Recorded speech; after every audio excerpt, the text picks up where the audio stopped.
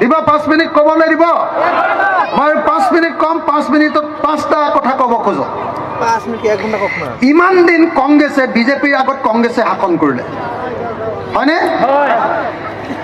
কংগ্ৰেছে যদি আপোনালোকক মাটিৰ পট্টাটো দি দিলেহেঁতেন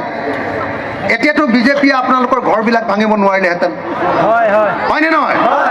কংগ্ৰেছে মাটিৰ পট্টা দিলে নেকি নাই দিয়া দিলে নে নাই নিদিলে কংগ্ৰেছে যদি নদী ভঙনীয়াবিলাক ভাল কৰি দিলেহেঁতেন গৰাখহনীয়া আৰু বানপানী নাইকিয়া কৰি দিলেহেঁতেন তেতিয়াহ'লে আপোনালোকতো এতিয়া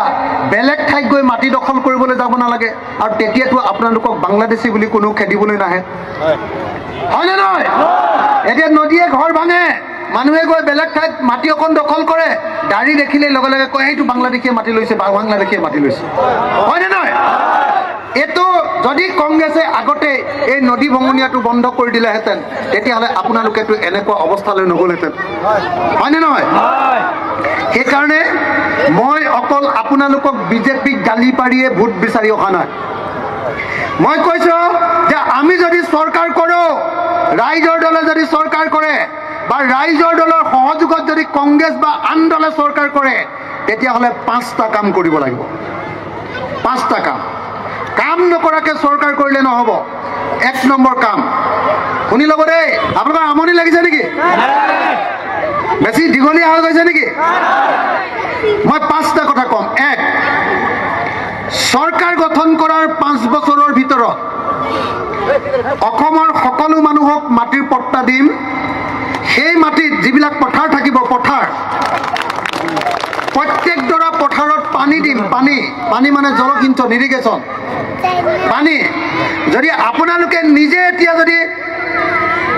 নলীনাদ খানি যদি পানী উঠাইছে তেতিয়াহ'লে তাৰ ইলেক্ট্ৰিচিটিৰ খৰচটো চৰকাৰে দিম আৰু নহ'লে যাৰ নাই তেতিয়াহ'লে চৰকাৰে পানী দিয়াৰ ব্যৱস্থা কৰিম আৰু পানী দিয়াৰ পাছত সকলো মানুহে নিজৰ পথাৰত বছৰত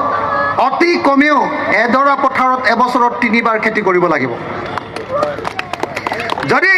পানী দিয়াৰ পাছত আপোনালোকে খেতি কৰে তেতিয়াহ'লে খেতি কৰা মাটিখিনিৰ খাজনাও ফ্ৰী কৰি দিম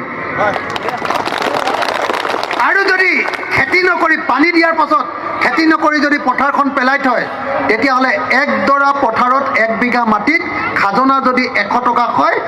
আৰু 5 গুণ বঢ়াই দি খেতি নকৰিলে খাজনা 5 গুণ বঢ়াই দিম ভাল হ'বনে বেয়া হ'ব 1 নম্বৰ কি কাম কৰিম বুলি ক'লো যে মাটিৰ সমস্যাটো শেষ কৰি বানপানী আৰু গৰাখহনীয়াটো নাইকিয়া কৰি সকলো পথাৰতে পানী দি অসমৰ সকলো খেতিয়কক এডৰা পথাৰত বছৰৰ সকলো সময়তে খেতি কৰিব পৰাকৈ সকলো মানুহকে অলপ অলপ মাটি দি দিয়া হ'ব